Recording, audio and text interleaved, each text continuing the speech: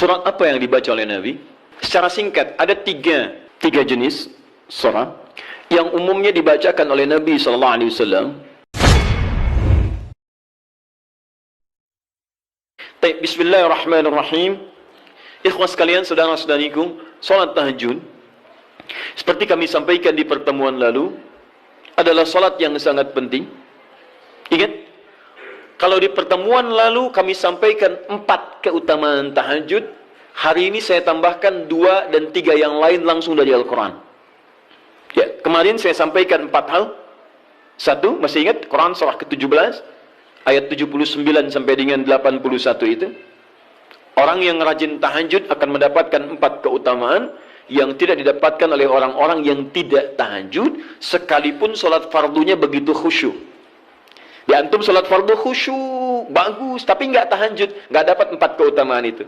Ini sudah saya bahas panjang lebar di pertemuan lalu, saya hanya sebutkan cepat saja. 1, Allah akan mengangkat karir, pekerjaan atau aktivitasnya di tempat yang terbaik. Ya, jadi kalau antum misalnya pengusaha atau orang karir di kantor dan sebagainya, itu akan cenderung kemudian ditolong oleh Allah, diangkat ke tempat yang terbaik. Terbaik itu tidak harus puncak yang paling tinggi, direktur, tidak misalnya. Tapi tempat yang bisa membuat nyaman hidup Anda, sholat bisa nyaman, bergaul juga nyaman, dan tenang kehidupannya. Mungkin level Anda nggak sampai puncak ya direktur utama, mungkin direktur 1, 2 gitu ya. Tapi Anda dijauhkan dari hal-hal yang maksiat, dijauhkan. Sholatnya enak, punya ruangan nyaman dan sebagainya. 2, Allah akan bimbing setiap ahli tahajud. Allah akan bimbing sehingga menjalani awal pekerjaannya dengan begitu mudah. Wa rabbi adkhilni mudkhala sidqin. Ya Allah, tolong bimbing saya supaya mengawali pekerjaan dengan cara yang benar. 3, hati-hati. Anda memang posisi tinggi, sekarang dapat proyek. Apakah setiap yang dapat proyek menjalani pekerjaannya dengan benar? Belum tentu. Jangan tinggi-tinggi lah. Maaf ya, apakah orang tua yang sekarang menyekolahkan anaknya ke tempat belajar menjalani awalnya dengan benar? Hati-hati ya Bu ya, Pak. Bapak Ibu menyekolahkan anak dengan awal yang salah, maka memberikan jalan keburukan ketika dia belajar. Saya katakan, jangan pernah Anda masukkan anak Anda ke sekolah dengan menyogok. Bayar sekian supaya masuk, menyalahi aturan. Kalau awalnya sudah salah, bagaimana anak Anda bisa belajar dengan benar? Mustahil mendapatkan sesuatu yang tidak baik. Yang baik itu mustahil didapatkan. 3, wa akhrijni mukhrajas sidqin. Allah berikan jalan keluar terbaik dari persoalan yang dirasakan. Di ahli tahajud itu setiap punya masalah, bukan nggak dapat masalah ya, bukan tidak bermasalah hidupnya. Dia mendapat ujian juga. Cuman sebelum diuji, diringankan masalahnya. Sehingga seakan-akan nggak punya masalah. Padahal sama dengan yang lain, cuma saat akan dia lalui, Allah ringankan persoalannya sehingga mudah dilalui. Dan yang keempat ini yang hebat. Ya, waj'alni min ladunka sultanan nasira. Allah akan tolong langsung orang ini ketika ada lingkungan sekitar yang akan menyakiti atau menjahilinya. Kalau diisengi orang, diganggu orang dan sebagainya, ini orang-orang seperti ini langsung mendapatkan perlindungan dari Allah Subhanahu wa taala. Ada satu kali, ini kisah nyata, seorang saleh ahli tahajud, sampai saking ahli tahajudnya tidak ingin meninggalkan kebiasaan ini. Ini sangat nyata kisahnya dan tidak mengarang. Satu kali Pak, kemudian malam-malam dia perjalanan dengan rombongan. Apa yang kemudian mendengar suara dan menyaksikan kebiasaan dia. Anda tahu apa yang terjadi? Dan itu apa yang dilakukan? Kabur. Udah gak panjang pikirnya, kabur ya kan? Tapi sekarang lihat apa yang beliau sampaikan. Begitu datang harimau itu, perhatikan ahli tahajud ini. Dia ingat dengan janji Allah. Dia ingat dengan janji Allah. Perhatikan baik-baik ya. Kalau Anda sudah punya kebiasaan Qur'ani dalam jiwa Anda, maka ayat itu akan hadir membimbing Anda dalam setiap kesulitan Anda. Apapun itu. Nabi Yusuf dekat dengan Allah. Ketika digoda muncul ayatnya. Laula ra'a burhana rabbi. Kalau bukan melihat petunjuk dari Rabbnya, niscaya ada sesuatu yang buruk terjadi kepadanya. Tapi Allah jaga beliau. Lihat baik-baik teman-teman. Begitu melompat harimau itu, kemudian dia katakan dalam jiwanya. Lihat kalimatnya. Ya khalqallah. Hei makhluk Allah. Dia tidak katakan ya namar, hei harimau, tidak. Kalau disebutkan harimaunya, menunjuk pada zatnya. Tapi dia lekatkan makhluk ini kepada penciptanya. Hei makhluk Allah. Ya khalqallah, hei makhluk Allah. Jika saya memang rizki yang telah Allah tetapkan untukmu pada saat ini, maka saya ridho untuk engkau makan, silakan. Tidak ada masalah. Kalau Allah tetapkan saya sebagai rizki untukmu pada saat ini, silakan. Tapi kalau saya bukan menjadi rizki yang telah Allah tetapkan untukmu pada saat ini, maka jangan coba-coba ganggu ibadahku hari ini. Lihat kalimatnya, bukan jangan makan aku. Ingat, bukan jangan makan aku. Jangan coba-coba ganggu ibadahku saat ini, atau aku akan mohonkan pada Allah penciptamu untuk menghancurkan engkau saat ini juga. Perhatikan, dia minta jangan ganggu tahajudnya, bukan jangan makan dirinya. Apa yang terjadi ketika dikaitkan dengan ayat perlindungan tentang tahajudnya, maka tiba-tiba harimau ini pergi meninggalkannya, mengaum sekali langsung pergi. Anda bisa bayangkan, bisa nggak malam-malam begitu Anda sholat, tiba-tiba ada nyamuk misalnya, kan banyak tuh. Begitu Anda mulai disengat oleh nyamuk, diambil, Anda katakan, hei nyamuk, kalau ini memang rizki yang telah Allah tetapkan untukmu saat ini, sedot sebanyak-banyaknya, saya ikhlas. Tapi kalau bukan, jangan coba-coba ganggu saya. Atau saya mohonkan kepada Allah pencipta untuk menghancurkan kau saat ini juga. Masya Allah. Kira-kira apa reaksi nyamuk? Makin banyak kayaknya.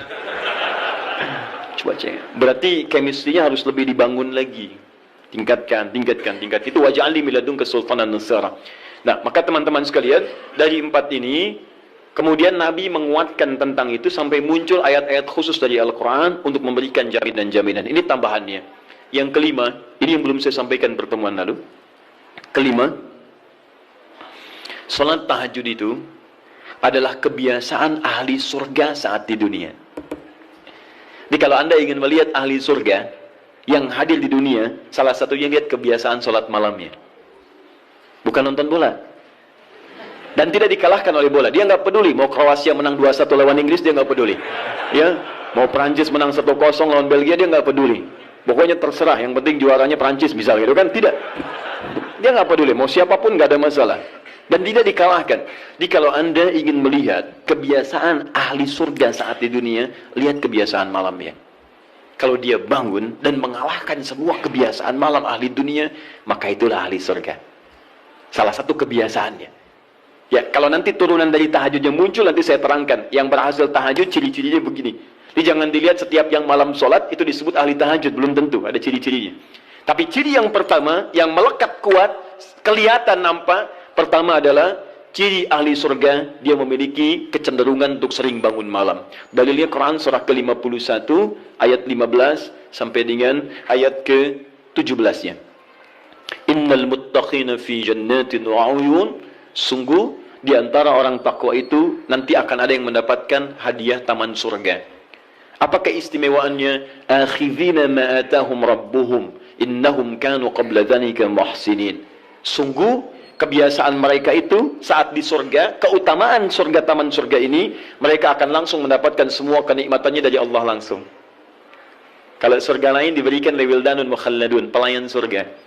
Di kalau antum ikhwan oleh bidadari surga, yang akhwat oleh pangeran-pangeran surga. Ganteng cantiknya nggak usah dibayangkan, tak terlukiskan. Ada hurun in, ada seperti mutiara, ada seperti berlian. Oh, indah sekali. Dan kata Nabi, "Mala 'ainan ra'at wa la udhunun sami'at wa la khatara 'ala qalbi bashar." Ya, enggak pernah dilihat di bumi. Dia mengantarkan bi aqwabi wa abariq wa ka'sin min ma'in, bawa gelas-gelas yang berleburan mutiara, emas dan sebagainya. Enggak seperti ini, enggak ada merek Akhir TV di sana nanti, ya. Semuanya indah. Tapi enggak terbayang. Tapi taman surga tidak. Allah langsung yang berikan tanpa perantara. Kun fayakun. Enggak usah dibayangkan, laisa kamitslihi syai'. Ada seketika. Tapi yang hebat, apa kebiasaan ini? Kata Al-Quran langsung, ini Allah yang mempersaksikan. Innahum kanu qabla dzalika muhsinin. Mereka itu ahli ihsan saat di dunia. Ayat 17-nya, kanu qalila minal laili ma yahja'un. Mereka itu malamnya sedikit tidurnya. Jadi punya kebiasaan bangun malam. Jadi kalau Anda, ini cara memahami ayat itu begini. Cara memahami ayat seperti ini, jangan mencari orang lain. Anda sendiri yang jadi bagian dari ayat itu. Jadi itu diinformasikan pada kita sebagai tawaran, kita mau nggak berniaga dengan ayat itu? Mau nggak menjadi bagian dari ahli surga itu? Jadi jangan sibuk mencari kebiasaan orang. Kenapa Anda tidak membiasakan diri jadi bagiannya?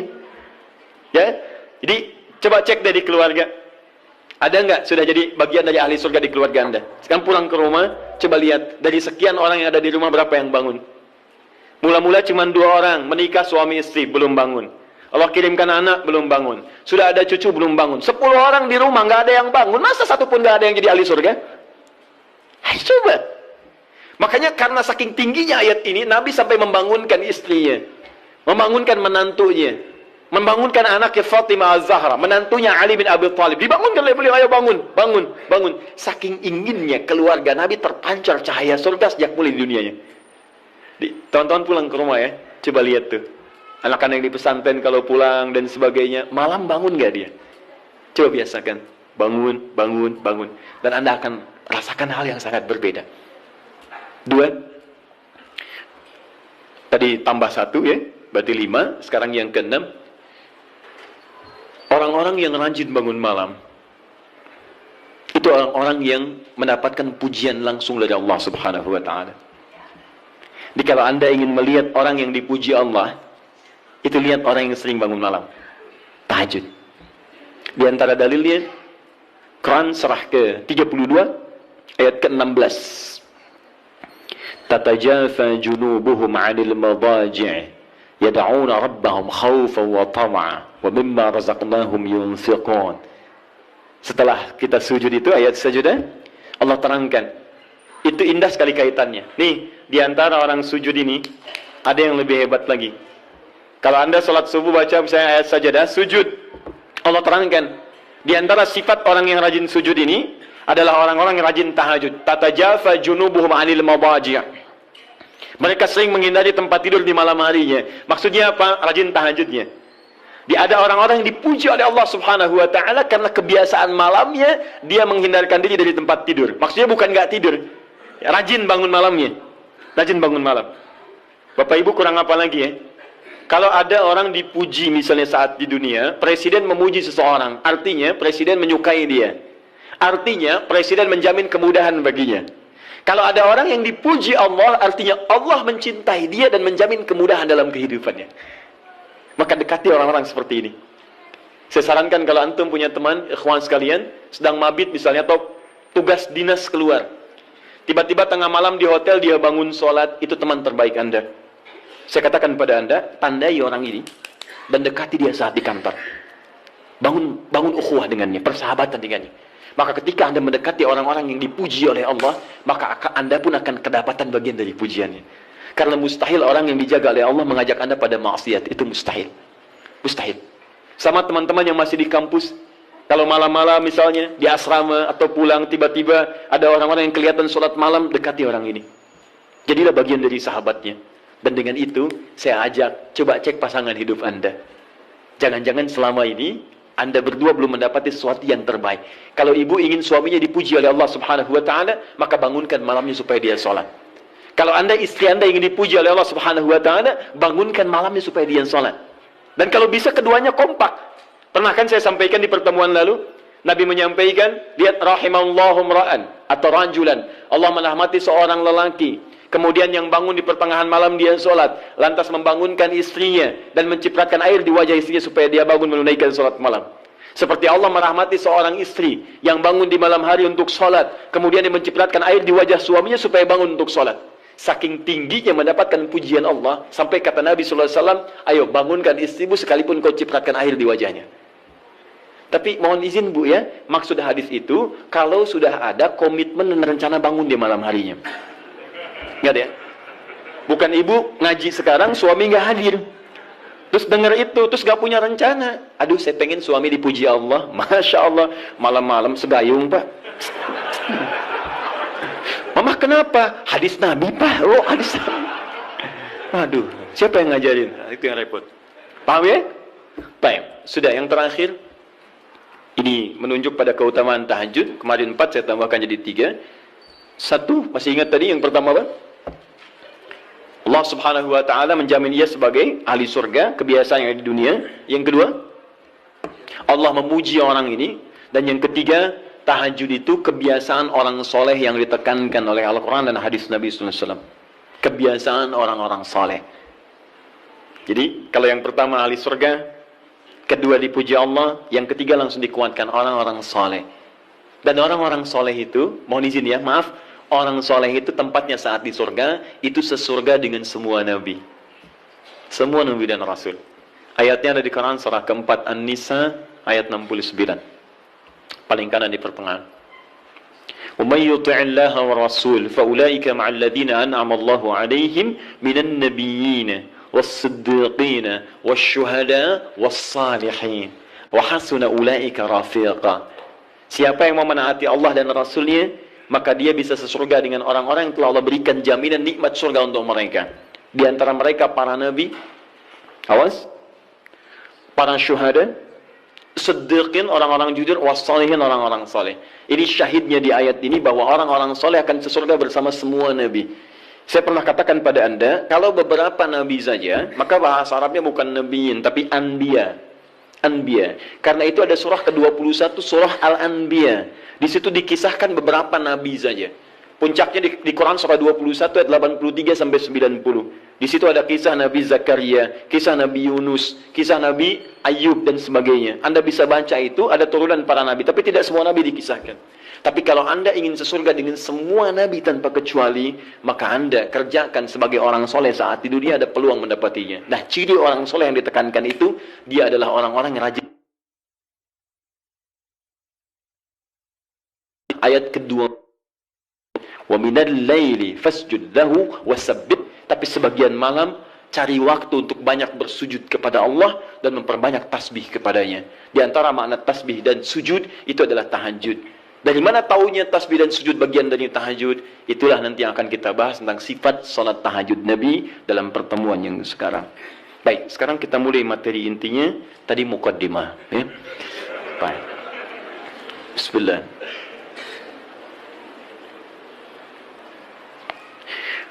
Bismillahirrahmanirrahim. Di pertemuan lalu kita telah bahas tentang jumlah rakaat salat malam. Kemudian di antara rakaat itu kita diberikan pilihan mana yang mau dipilih, silahkan, tidak ada masalah. Mau 11, mau 23, bahkan lebih daripada itu. Sekarang setelah diketahui jumlah rakaatnya, bagaimana cara menunaikannya? Baik. Hadis pertama, Abu Daud, nomor hadis 1369.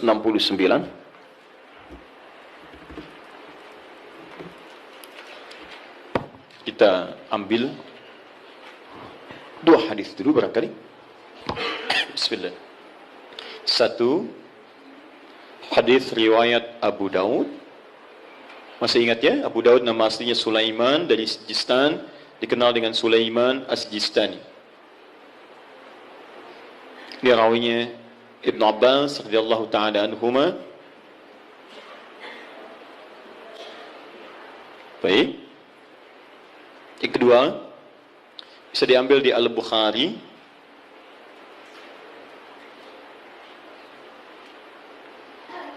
Nomor hadis dari 2008 bisa sampai 2012.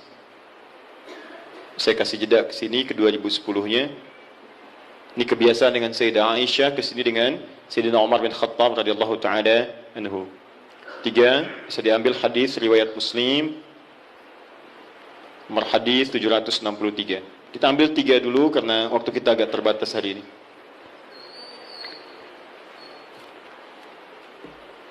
Baik, yang pertama kita lihat. Sekarang kita akan bicara tentang teknis atau cara menunaikan tahajud. Sifat pertama, apakah tahajud ditunaikan sendirian atau bagaimana bacaan tahajud Nabi sampai dengan kesalam. Ya, kita mulai bagian pertama. Bismillahirrahmanirrahim, tentang persoalan apakah salat tahajud ditunaikan sendiri atau berjamaah. Kita ambil hadis pertama di Abu Daud nomor hadis 1369. Hadis ini telah kami kopikan tentang dari awal pembahasan dan alhamdulillah saya hakul yakin sudah dibagikan, ya. Mungkin sebagian yang datang pada kesempatan ini ada yang belum mendapatinya. Mudah-mudahan nanti kita tampilkan kembali untuk bisa dipahami dengan baik. Singkatnya adalah ketika Nabi sallallahu alaihi wasallam menginap di rumah istri beliau Sayyidah Maimunah, kemudian Ibnu Abbas radhiyallahu taala anhuma juga ingin menginap di rumah Sayyidah Maimunah. Setelah itu tujuannya untuk mengetahui kebiasaan Nabi. Ini Bapak Ibu, maaf ya, kalau saya harus sampaikan permohonan maaf di awal, kebanyakan orang belajar hadis itu seringkali melewati muqaddimahnya, pengantar hadisnya. Hanya langsung ingin tahu poin-poinnya aja isinya seperti apa. Padahal pengantar hadis itu memberikan inspirasi pada kita membentuk karakteristik seperti orang-orang baik di masa lalu. Jadi saya sarankan kepada Anda, kalau Anda belajar hadis, kemudian ingin Anda bahas, ada dua hal penting di hadis itu. Satu sanad, dua matan. Sanad itu adalah singkatnya silsilah periwayat hadis yang meriwayatkan hadis itu sampai pada kita. Siapa yang meriwayatkan hadisnya? Pelajari kenapa dia bisa meriwayatkan hadis, apa kebiasaannya. Yang kedua matan. Matan itu isi hadisnya. Nah sekarang lihat baik-baik ya. Ibnu Abbas ini yang meriwayatkan hadis kita ini, yang sampai kepada kita. Siapa Ibnu Abbas ini? Ini masih kecil anaknya. Ya, anaknya Abbas. Abbas punya dua anak laki-laki, satu Fudail, kedua Abdullah. Abdullah ini ketika dilahirkan, suasananya lahir tumbuh di akhir-akhir kehidupan Nabi sallallahu alaihi wasallam. Jadi masih kecil. Nabi meninggal dunia wafat usianya masih 13-14 tahun. Tapi ingat betul, Abdullah kecil ini diinvestasikan oleh orang tuanya untuk belajar pengetahuan dari Nabi sallallahu alaihi wasallam. Di Abbas ini visinya dalam, beliau itu pengusaha apa? Pengusaha. Sebelum masuk Islam itu ahli riba, rentenir pada saat itu. Bahkan riba yang dibebaskan pertama kali, ayat riba yang turun untuk membebaskan ribanya Abbas. Dibebaskan, begitu keluar dari jerat-jerat yang buruk itu, usahanya meningkat jadi kaya. Tapi hebatnya, status kekayaannya tidak melunturkan visi hidupnya untuk mendekatkan anaknya dekat dengan Nabi sallallahu alaihi wasallam. Jadi tidak menghalangi Anda boleh jadi direktur apapun silahkan. Direktur A, direktur B, pengusaha A, pengusaha B, nggak jadi masalah. Tapi masa iya sih dari sekian anak Anda nggak ada yang hafal Quran? Anda harus punya cita-cita. Nih saya bekerja di sini, saya belum hafal Quran, tapi anak saya, dia mesti hafal. Anak Anda empat kan, yang pertama ini penghafal Quran. Yang kedua ahli hadis, ketiga ahli tafsir, keempat ahli fiqih. Allahu Akbar. Begitu Anda mendapatkan kesulitan di rumah tentang hal tertentu, anak Anda solusinya di situ. Begitu mendapatkan masalah, kakak sini, apa ayatnya? Oh ini ayat, bla bla bla bla bla. Selesai. Masya Allah. Adik, hadisnya apa yang menguatkan ini? Ini ayat. Anmada kalau selesai. Apa hukum fikihnya? Ini ayat. Masya Allah. Apa turunan tafsirnya? Ini abi. Masya Allah. Sudah. Ustaz nggak laku. Nggak lengkap di rumah. Ya. Nah ini disiapkan oleh Abbas, anak pertama saya. Karena dia sudah dewasa, maka saya hibahkan untuk membantu Nabi. Makanya banyak kisah tentang sirah Nabawiyah wafatnya Nabi, itu hanya berhenti wafat di pangkuan Sayyidah Aisyah. Berwudu, sholat, di pangkuan Sayyidah Aisyah wafat. Tapi siapakah yang membawakan air wudunya? Fudail, kakaknya Abdullah. Beliau yang bawakan air wudunya. Berwudu Nabi kemudian dengan bejana itu. Dan itu sampai berkhidmat pada Rasulullah sampai di akhir hidupnya. Tapi yang kecil ini langsung dihadirkan nuansa cinta kepada Nabi untuk mempelajari bagian kesolehan dan pengetahuannya. Ini tandanya seperti ini. Maksudnya adalah, kata para ulama hadis, jika Anda memiliki anak-anak yang serupa, laki-laki atau yang sebagainya, kemudian menemukan orang-orang soleh sekitaran Anda, maka dekatkan anak itu kepada dirinya atau majlisnya. Hadirkan. Kami dulu waktu belajar terbiasa, di mana ada syekh, kita lazimi syekh itu. Sekalipun kami jadi pembantunya. Itu biasa. Bawakan tasnya. Begitu bawakan tas, di jalan kita tanya masalah hukum dan sebagainya. Kadang kami gorengkan makanan untuknya. Begitu digorengkan, selesai dihidangkan, itulah yang hadir dari lisan beliau. Kalau Rasulullah SAW, Rasulullah SAW bersabda, jika kamu menghidangkan makanan begini, wah datang kepada kita tuh. Diindah, jadi niat kita itu untuk belajar. Sama, ya dulu Ja'far As-Shadiq punya pembantu. Pembantunya sampai hafal Quran. Untuk memahami akhlaknya. Sampai tahu kebiasaannya. Tahu Anda kisahnya? Satu ketika kemudian datang seorang tamu, tiba-tiba dia bawakan air, begitu bawakan air terpleset, jatuhlah kemudian air itu, gelasnya kemudian airnya tumpah mengenai jubah tuannya. Begitu terkena jubahnya, wajahnya berubah. Dia tahu, kata pembantunya, Masya Allah, ini ahli surga nih. Ahli surga itu turun ayatnya. Quran surah Ali Imran surah ketiga, ayat 133 sampai 134. Kata pembantunya, wal kadhiminal ghaidha. Ahli surga sanggup menahan marah. Kata Ja'far, saya nggak marah. Pembantunya tahu, sekarang nggak marah, tapi mungkin belum tentu memaafkan. Teruskan ayatnya, wal afina 'anin nas. Dan Allah menyukai orang-orang yang memberikan maaf pada orang lain. Kata Ja'far, saya maafkan. Yang hebat yang ketiga, beliau tahu Ja'far punya kebiasaan untuk sedekah. 2000 dinar selalu ada dalam kantungnya.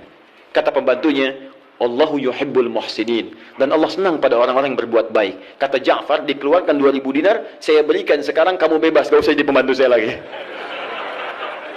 Masya Allah. Luar biasa. Dan itu kisah-kisah itu banyak teman-teman. Anda bisa gali kisah-kisah yang bisa menguatkan iman kita. Jangan cuma cari bacaan-bacaan gak jelas. Itu ngapain? Main tik-tok, tik-tak, gak ada kerjaan. Itu apa gitu? Saya aja bingung, ada orang sampai ngerjain ini, saya nggak tahu itu apa gitu ya. Cuma lihat di berita kok, kenapa gitu. Dan nggak ada faedahnya, kenapa sih? Kenapa nggak cari tentang kisah-kisah soleh orang dulu, terus praktekkan di rumah, bisa menguatkan iman kita. Nah, salah satunya Ibnu Abbas, jadi Anda, maaf ya, kisah ini kita tarik sebagai inspirasi. Kalau Anda sudah berkeluarga, coba di antara sekian anak itu mesti disiapkan. Ini mau jadi apa, ini jadi apa. Dan ada kebanggaan di akhirat nanti. Misalnya nanti yang pakaikan mahkota kami di akhirat. Saat kami pulang menghadap Allah, siapkan, semua harus hafal Quran. Semua hafal Quran. Nanti spesifikasinya, ini ahlinya qiraat, ini hadisnya dan sebagainya. Ibnu Abbas disiapkan oleh orang tuanya, maka dia melazimi Nabi SAW, karena bagian dari keluarganya. Usia masih 3-4 tahun, datang ke rumah bibinya Maimunah, kemudian tidur di rumahnya, dan bangun saat di pertengahan malam. Kisah bangunnya sampai dengan wudhu sudah selesai, kita akan masuk kepada fase tahajudnya. Begitu Nabi malamnya akan sholat, maka Ibnu Abbas tiba-tiba masuk ke barisan, menjadi saf bagian dari Nabi, sholatlah di belakang Nabi sebagai makmum. Lihat ya, jadi Nabi sedang sholat, saya ilustrasikan ya, misal, ini sedang sholat, tiba-tiba Ibnu Abbas dari belakang ikut sholat sebagai makmum. Lantas ditarik oleh Nabi, disejajarkan oleh Nabi SAW dengan posisi beliau. Sejajar, tadinya di belakang begini, ditarik jadi sejajar begini. Paham? Disejajarkan seperti ini. Hadis ini sering digunakan dalil oleh teman-teman kita tentang kebolehan menyusun saf laki-laki dan perempuan dengan posisi sejajar bila imamnya satu dan makmumnya satu. Pernah dengar ada guru Anda mengajarkan, kalau ini posisi imam satu, maka makmumnya satu, boleh makmum dan imam posisi sejajar. Tidak ada yang lebih, baik imam maju sedikit atau makmum mundur sedikit. Tapi sejajar, persis sama semua. Pernah dengar ini? Nah, hadisnya hadis ini yang digunakan dalilnya. Apa Nabi mengajarkan tahajud? Saya mau tanya pada Anda. Kalau Nabi imam, Ibnu Abbas makmum, ada 2 orang, sholatnya sholat tahajud malam dilakukan, kemudian satu imam, satu makmum, itu jamaah bukan? Jamaah, karena syarat sholat berjamaah minimal terdiri dari 2 orang. Satu imam, yang satu lagi makmum. Maka kita sepakati dulu yang pertama. Yang pertama kita sepakati, dalam hadis ini ada petunjuk atau isyarat kebolehan menunaikan tahajud dengan berjamaah. Satu, bolehnya tahajud berjamaah. Nah. Awas, di sini ulama sepakat ya, awas hati-hati. Tidak ada yang tidak sepakat. Jadi kalau Anda yang tidak sepakat, Anda sendiri yang salah. Ya? Nabi mengerjakan, sahabat mengiyakan, ulama sepakat. Anda Nabi bukan, sahabat bukan, ulama juga belum. Anda tidak sepakat, Anda siapa? Ya? Baik. Cuma nanti perbedaannya, kapan kebolehan ini bisa berlaku. Hanya bedanya di situ saja nanti. Kalau jamaahnya sepakat boleh, tapi kapan dibolehkannya? Dalam suasana apa? Apakah dalam setiap waktu boleh berjamaah, atau dalam keadaan tertentu berjamaah? Paham ya? Tapi saya ingin katakan bahwa ada kasus Nabi pernah sholat malam, kemudian ada makmum di belakang, dan dibenarkan oleh Nabi. Kalaulah tahajud berjamaah itu dilarang, Nabi akan katakan, ngapain ikut sini, sebelah sana aja. Ya, misal. Atau, ini jangan berjamaah, ini tidak benar, yang bagus sendiri-sendiri aja. Ya, atau, ngapain ikut, bid'ah. Ya, tidak ya, baik, tidak. Tapi Nabi akan katakan, kamu sebelah sana, saya sini. Tapi ketika Nabi tidak melarangnya, bahkan menarik dan menyejajarkan, ini menunjukkan ada kebolehan dalam sholat berjamaah yang dimaksudkan. Jelas sampai sini? Paham ya? Awas hati-hati, saya ingin luruskan dulu karena sebagian sahabat kita, teman-teman kita, menjadikan ini sebagai dalil bolehnya satu saf sejajar, tapi tidak pernah mengungkit sholat apa itu. Jadi Anda kan unik, Anda mengatakan boleh sejajar saf, makmum dengan imam. Kalau imam satu, makmum satu. Tapi Anda mengatakan tahajud gak boleh berjamaah, bid'ah. Padahal yang Anda gunakan dalilnya tentang dalil tahajud. Paham ya? Nah, jadi gini, kalau Anda cenderung pada satu pendapat, tidak apa-apa, tapi kita harus jujur menyampaikan informasi. Ya, jadi kalau beda dengan yang lain, tidak ada masalah sepanjang ada dalil. Ya, dan tidak usah mencela orang lain. Kita punya pilihan, boleh. Tapi jangan sampai pilihan kita kemudian menjelekkan orang lain. Itu yang tidak bagus. Jelas? Baik. Jadi celaan tinggalkan. Ibadah kerjakan. Itu yang dimaksud, ambil baiknya, tinggalkan buruknya. Dan tidak usah rame gitu kan. Nah, sini. Satu. Dalil kedua. Bismillah. Sayyidah Aisyah radhiyallahu taala anha. Diriwayatkan di Al-Bukhari dari nomor hadis 2008 sampai ke 2010-nya. 2012 untuk sahabat Umar bin Khattab radhiyallahu taala anhu.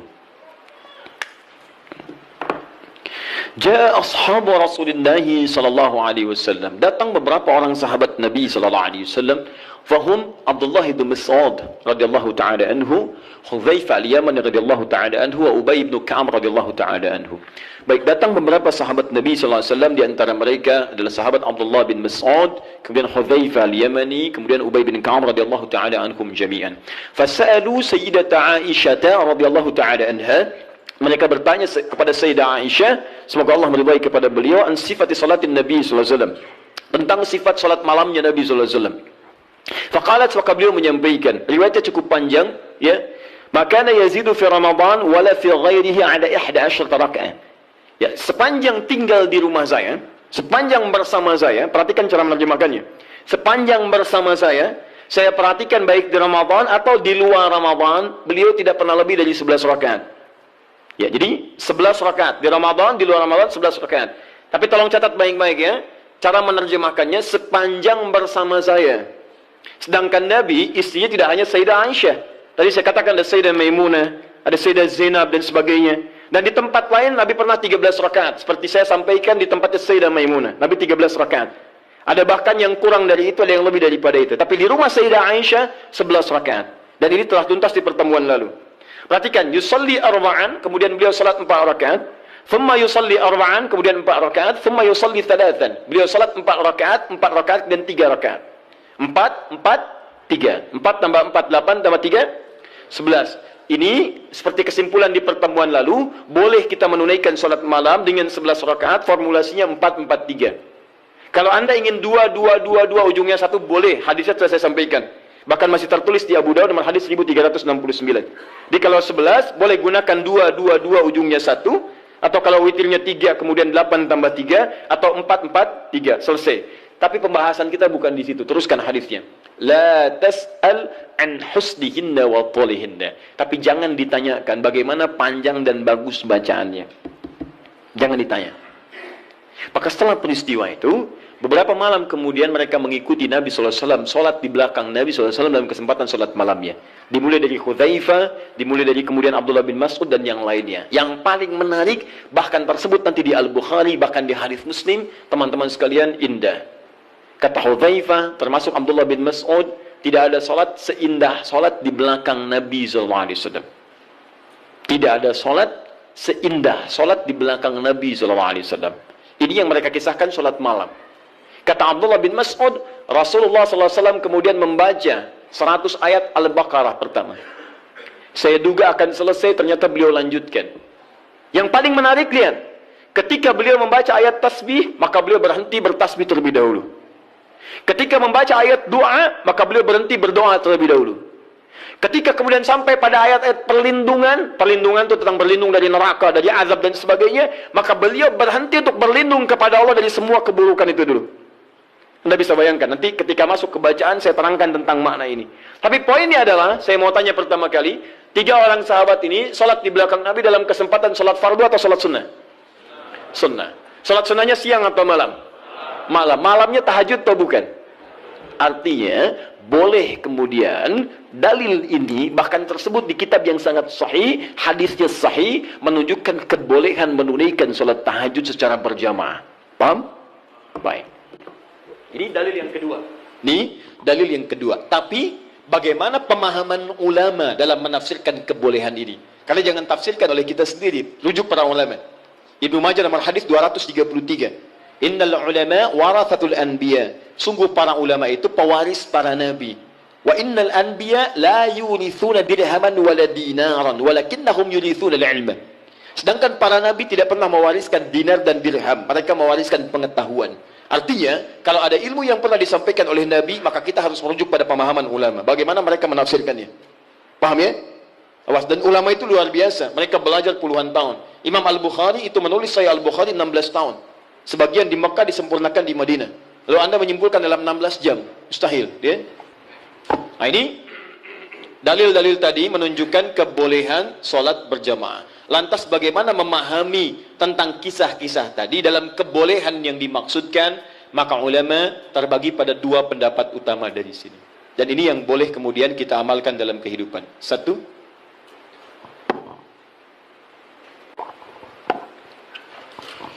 pendapat pertama menyampaikan hadis yang menunjukkan dibenarkannya salat tahajud berjamaah dan memberikan hukum bolehnya berjamaah menunaikan tahajud. Kata ulama yang pertama, menunjuk pada kondisi yang khusus. Jadi bukan kondisi biasa. Artinya jika kondisi ini ada, maka yang terbaik Anda tunaikan berjamaah. Tapi kalau kondisi dimaksud tidak ditemukan, maka sendirian itu lebih utama. Apa kondisinya? Satu, memberikan tuntunan atau pelajaran bagi orang yang belum terbiasa menunaikan tahajud. Belum biasa dia. Ya, belum ada kebiasaan pada dirinya. Ini menunjuk pada hadisnya Ibnu Abbas radhiyallahu taala anhuma. Kan ini baru pertama kali berkunjung kan ke rumah bibinya Sayyidah Maimunah, kemudian tiba-tiba sholat di belakang Nabi, oleh Nabi ditarik, diajarkan bagaimana caranya menunaikan sholat malam, kekhusyuannya dan sebagainya.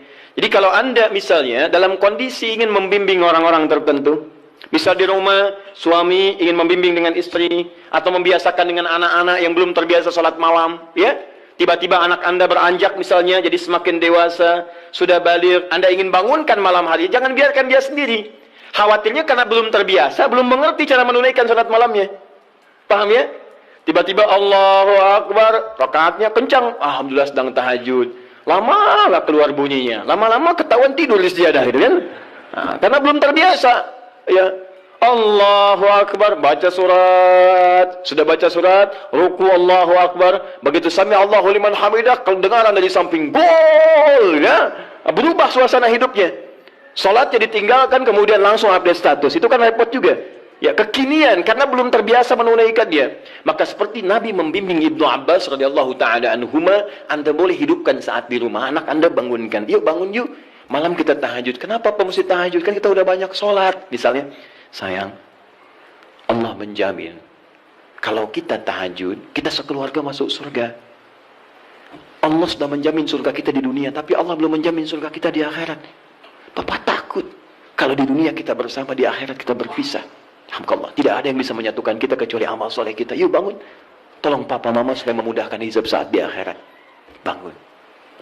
Kenapa Pak mesti bangun? Kan capek. Sayang, justru ketika kamu sholat sekarang, hidup kita besok akan dimudahkan oleh Allah. Allah sudah berjanji, kalau kita bangun malam ini, maka pekerjaan kamu besok akan mudah. Sekolah kamu akan mudah, pelajaran kamu akan mudah, dan seterusnya. Maka teman-teman cari aura-aura positif untuk menghidupkan itu. Bangun malam, itu indah. Itu indah. Guru di sekolah punya program misalnya, ya ada mabit, ada macam-macam, malamnya dibangunkan, boleh silakan cari imam bagus, kemudian hadirkan suasana malam, sholat itu boleh, sah, nggak ada masalah.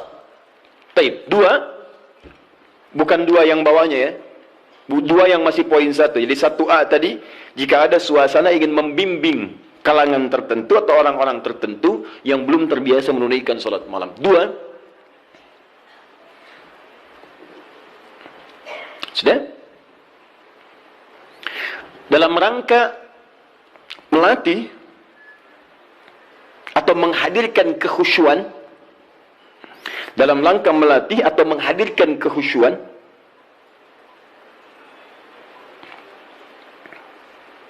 juga menyempurnakan hafalan Al-Quran. Melatih, menghadirkan kekhusyuan, juga menyempurnakan hafalan Al-Quran. Ini kebolehan ini diikat pada suasana yang kedua ini. Contohnya tadi peristiwa beberapa sahabat tadi. Ya, mereka biasa salat malam. Cuman ingin bertanya bagaimana salat malamnya Nabi. Ingin merasakan kehusyuan tersendiri. Dimaksudnya pengalaman itu nanti bisa dibagi dengan sahabat lain ketika mengimami. Visi sahabat begitu Pak, Bu. Di sahabat-sahabat ini kadang ngejar Nabi supaya bisa diamalkan lagi dalam kesempatan lain. Misal Mu'adz bin Jabal itu ngejar Nabi. Bagaimana sifat salat fardunya. Begitu mendapati kebiasaan Nabi, oh Masya Allah. Begitu Mu'adz salat di belakang Nabi, Allahu Akbar. Salat isya'nya teman-teman sekalian, itu sampai Al-Baqarah 100 ayat. Baru kemudian selesai salam. Begitu mendapatkan pengalaman itu, Mu'adz kemudian pergi ke tempat beliau, jadi imam. Saat jadi imam, beliau imami persis sama dengan cara mengimami Nabi. Isya'nya Al-Baqarah, rakaat pertama 100 ayat. Rakaat kedua 100 ayat yang lainnya. Jadi selesai kemudian salat isya 200 ayat paling minimal. Kadang-kadang selesaikan Al-Baqarah. Begitu lihat makmum ke belakang, mulai berkurang. Kata Mu'adz, munafik nih orang-orang, nggak mau salat dengan saya. Karena tanda orang munafik salah satunya adalah malas menunaikan salat isya dan salat subuh. Keberatan para sahabat yang disebut munafik oleh Mu'adz. Kami tidak munafik, diadukan pada Nabi. Begitu diadukan, Mu'adz dipanggil. Mu'adz, kenapa?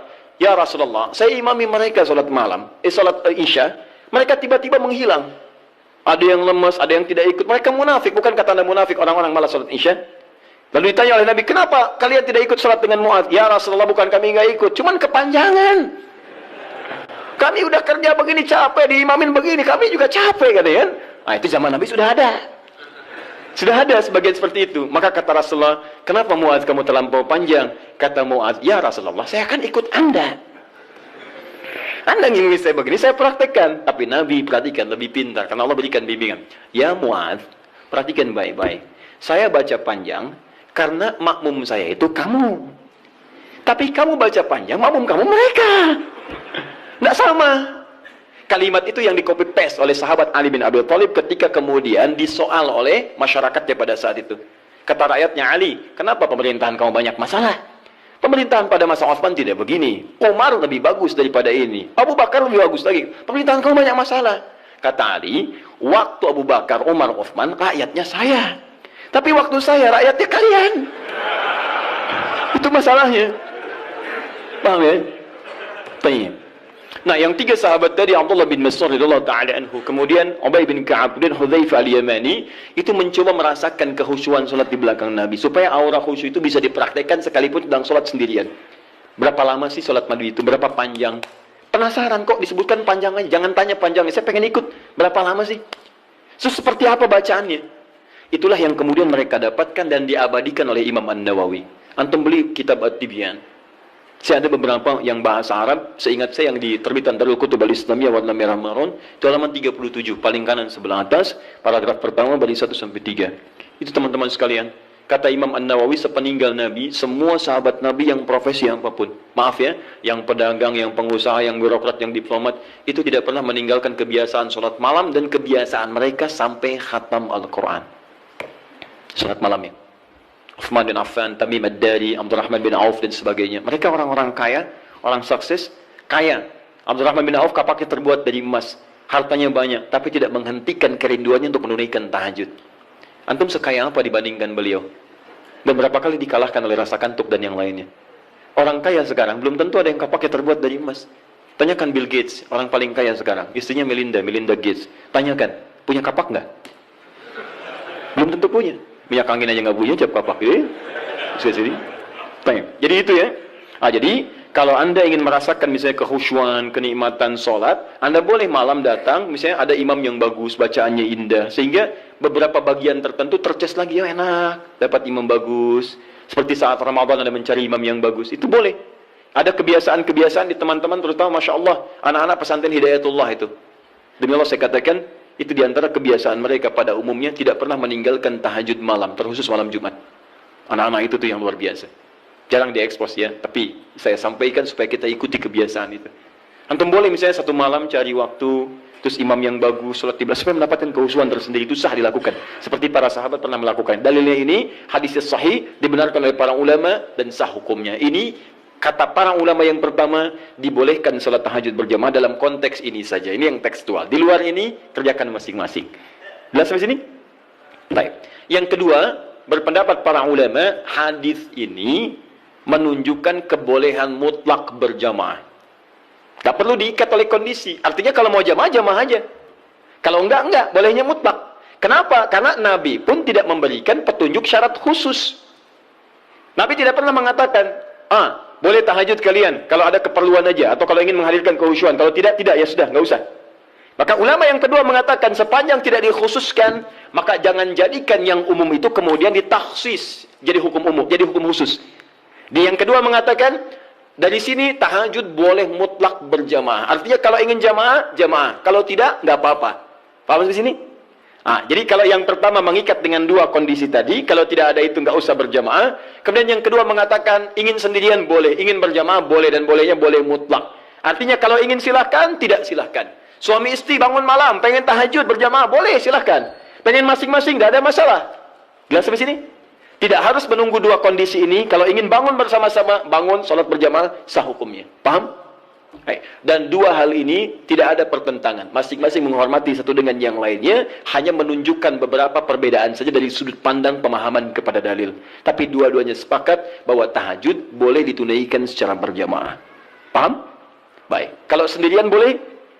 Tidak ada perbedaan pendapat di situ. Jadi jangan Anda katakan, bolehkah sholat tahajud sendirian? Terdapat perbedaan pendapat ulama di situ. Anda yang beda di situ. Paham ya? Baik, satu, selesai masalah kita.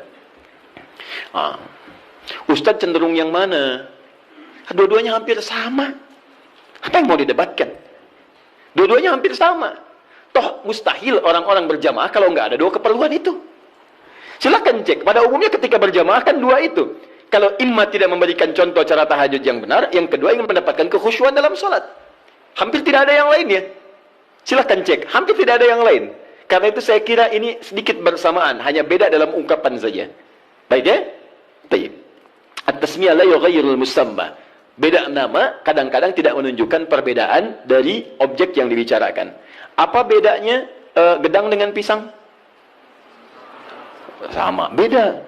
Kalau bahasa Indonesia, gedang itu, bahasa Sunda pepaya, dan pisang itu cau. Baik ya. Nah, tapi kalau di Jawa disebut gedang itu pisang. Bendanya sama, menunjuk pada benda yang sama, hanya ungkapan yang berbeda. Baik, masalah kedua. Ini terakhir. Apa bacaan yang biasa dibaca oleh Nabi dalam tahajudnya? Terutama surat apa yang beliau biasakan baca? Baik, saya mau mulai dulu. Kalau Al-Fatihah tidak akan saya bahas. Untuk iftitah, pembuka ringan, ada 12 doa iftitah. Iftitah atau istiftah? Iftitah. Baik, satu iftitah, dua istiftah. Satu atau dua yang benar? Yang satu angkat tangan. Yang dua? Anda maunya apa sebetulnya? Satu tidak, dua tidak. Baiklah. Alhamdulillah, hari ini spesial. Tulis sendiri, ngapus sendiri, terangkan sendiri, pilih sendiri. Baik. Ke atas saja ini. Satu iftitah. Dua istiftah. Ini istiftah. Satu atau dua? Satu yang ini ya. Baik, yang ini benar tidak? Baik. Kalau tidak tahu katakan Allahu a'lam. Baik. Dua-duanya benar tulisannya. Satu iftitah, dua istiftah. Benar tulisannya. Apa perbedaan keduanya? Satu iftitah itu lebih sedikit hurufnya dan lebih pendek bacaannya dibanding istiftah. Tidak percaya baca. Iftitah satu, dua istiftah. Lebih banyak mana hurufnya, satu atau dua? Dua. Panjang mana? Sekarang kita pakai menggunakan ilmu bahasanya, ilmu lughah. Kaidah berkata, ziyadatul mabna tadullu ala ziyadatil ma'na. Ketika hurufnya bertambah, maka menunjukkan maknanya pun lebih luas. Jadi kalau ada huruf lebih panjang, maka maknanya lebih panjang dibandingkan dengan yang hurufnya sedikit. Artinya kalau iftitah itu pembuka yang ringan, singkat, padat. Kalau istiftah, pembuka yang agak panjang. Kalimatnya lebih panjang dari yang pertama. Nah, Bapak Ibu sekalian, doa pembuka dalam sholat sebelum Al-Fatihah itu ada 12 jenis. 12 ragam. Ada yang pendek, ada yang panjang. Ada yang pendek. Ada a'udzubillahi samil alim minasyaitonir rajim min hamazihi wa nafthihi wa nafthihi. Sudah selesai. Allahu akbar kabira, alhamdulillah katsira, subhanallahi bukratan wa asila. Selesai. Awas hati-hati ya. Nanti kita belum hapus nih. Nanti kalau sudah saya katakan hapus, nanti insyaallah akan dihapus. Khair insyaallah. Semoga Allah ampuni dosa saya. Tulis lagi. Baik. Jadi kalau pendek ada Allahu akbar kabira, alhamdulillah katsira, subhanallahi bukratan wa asila. Ada. Yang panjang ada. Allahumma ba'id baini wa baina khataayaya kama ba'adta bainal masyriqi wal maghrib. Allahumma naqqi minal khataaya dan seterusnya. Misal ada lagi yang wajjahtu wajhiya lillazi fataras samawati wal ard dan seterusnya. Itu panjang. Ya. Allahumma ya rabb Jibril wa Mikail, itu panjang. Jadi kalau panjang disebutnya istiftah. Kalau pendek disebut iftitah. Itu penting dipahami dulu nanti, karena dalam kitab-kitab fiqih kadang disebut iftitah, kadang disebut istiftah. Kita mesti paham. Nah, sunnahnya di mana ini ditempatkan? Kapan baca yang iftitah pendek, kapan baca yang panjang?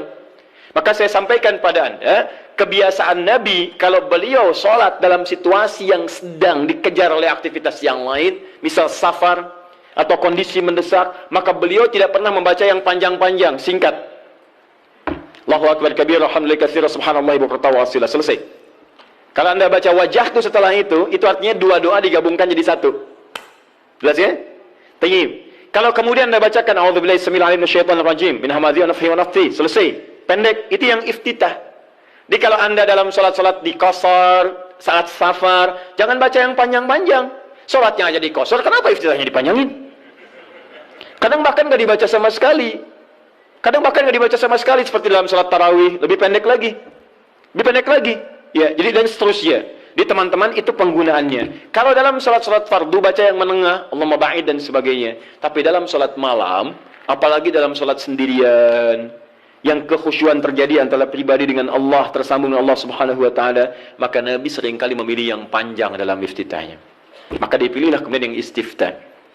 Allahumma ya rabb Jibril wa Mikail dan seterusnya. Atau yang wajjahtu wajhil ladzi fataras samawati wal ardh hanifan musliman wa ana minal musyrikin dan seterusnya. Itu panjang.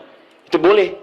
Bacakan, pilih yang paling panjang sehingga ada getaran-getaran pada jiwa, ada semacam warming up. Kita lebih tersambung dulu sebelum membaca surat-surat yang lainnya. Ini koreksi ya bagi diri saya pribadi dan juga pengingat bagi Bapak Ibu sekalian. Maaf sebesar-besarnya.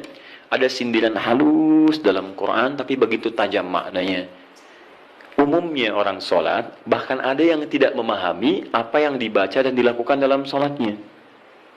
Masalah kita sekarang, kenapa orang sholat itu menghadirkan kehusyuan? Karena umumnya, banyak orang yang masih belum paham apa yang dibaca dalam sholatnya.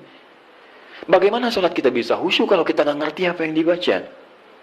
Saya mohon Bapak Ibu sekalian, cobalah dalam sepekan misalnya. Hari ini saya mau paham iftitah dulu. Supaya ketika saya paham, saya bacakan, ada getaran pada jiwa saya. Sahabat Abu Bakar saja, itu baru takbir Pak, takbir, itu sudah gemetar dan menangis. Baru Allahu Akbar. Dia begitu, fayaqulu, Abu Dawud hadis 857, fayaqulu Allahu Akbar. Maka saat takbir katakan Allahu Akbar. Beliau angkat tangannya mengatakan Allahu Akbar, sudah gemetaran menangis. Sampai ketika diminta jadi imam oleh Nabi, kata beliau, ya Rasul jangan saya pribadi yang cepat menangis, khawatir banyak nggak khusyuknya. Ya. Kenapa? Karena merasakan kalimatnya Allahu Akbar, Allah yang maha agung, maha besar. Beliau merasakan takut ketika bertakbir, merasa paling khusyuk sholatnya. Merasa paling hebat dibanding orang. Merasa paling luar biasa dibandingkan orang lain. Selevel sahabat Abu Bakar menemani kehidupan Nabi di dunia, berdampingan dengan Nabi di alam barzakhnya, itu saat sholatnya dalam masa hidupnya masih gemetaran tuh. Takut ketika sholat membawa sekecil, seatom, sevarah nilai dari kesombongan dalam kehidupan dunia. Bahkan takut dalam sholatnya pun diduga orang paling khusyuk, takut. Gemetaran sampai gemetar. Bisa nggak suasana itu? Bisa nggak gitu ya? Bisa Ustaz, subuh-subuh di puncak. Bahkan sebelum takbir sudah gemetar ya. Bukan itu yang diharapkan. Beda. Baik. Ya. Saya sangat yakin kalau Anda paham tentang bacaan-bacaan ini, itu akan beda suasananya. Misal, antum yang iftitah baca apa doanya? Allahumma ba'id, ya. Riwayat sahabat Abu Hurairah di Al-Bukhari. Paham nggak artinya? Saya beri contoh ya. Gini. Allahumma ba'id baini wa baina khataaya ya kama ba'adta baina al-masyriqi wal maghrib. Allahumma naqqini min al-khataaya kama yunqqa ath-thawb al-abyad min ad-danas. Allahumma ighsilni bil ma'i wath-thalji wal barad.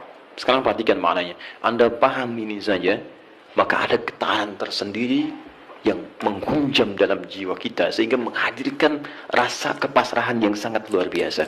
Perhatikan kalimatnya, saya contohkan dulu sebentar. Bismillah.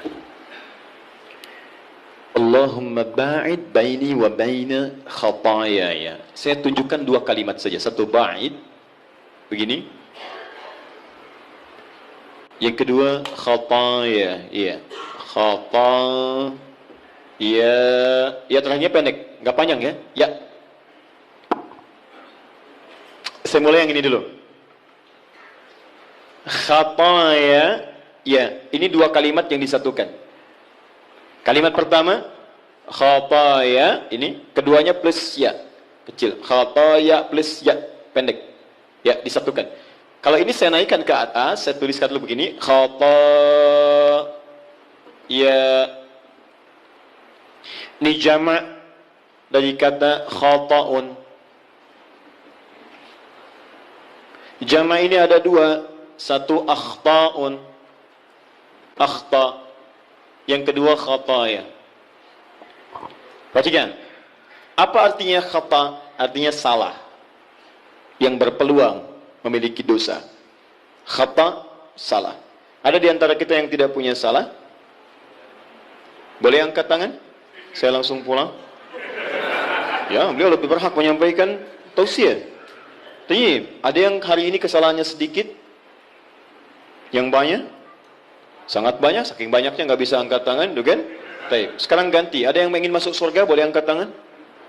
Saya doakan dipercepat. Baik. Alhamdulillah. Baik. Yang surganya Firdaus boleh? Angkat tangan. Baik, ini info aja ya, info. Nabi Adam berbuat kesalahan sedikit sekali, sedikit. Nyicipin buah khuldi, keluar dari surga. Antum ngaku salah banyak, pengen masuk. Maka kita harus punya amalan lebih daripada apa yang pernah kita lakukan dari kesalahan. Khata ini salah, sekali salah. Kalau kesalahannya banyak, saya ilustrasikan begini. Kalau ingin mengukur kesalahan, jangan jauh-jauh dulu, tubuh kita dulu. Ini mata nih, mata. Hari ini aja, berapa kali salahnya? Salah lihat. Sudah ada istri, dilihat istri orang. Ibu juga begitu. Udah ada suami, dilihat suami orang. Kenapa suami saya nggak seperti Ustadz ya? Suami ibu. Ya. Paham ya? Nah, itu baru mata, belum telinga, belum lisan, belum pikiran dan sebagainya. Paham ya? Nah, kalau kesalahannya jadi banyak, tapi masih bisa dihitung, itu akhta namanya. Akhta, salah, tapi masih terhitung. 1, 2, 3, 4, 10. Hari ini 50 salah. Ya Allah, berarti saya harus cari 50 amalan untuk menutup yang salah ini. Salah harus ditutup oleh soleh. Berarti saya harus mengerjakan amal soleh untuk menutup yang salah. Bagaimana caranya? Ingat, cari amalan yang cerdas ya. Cerdas. Yang amalan ringan tapi pahalanya banyak.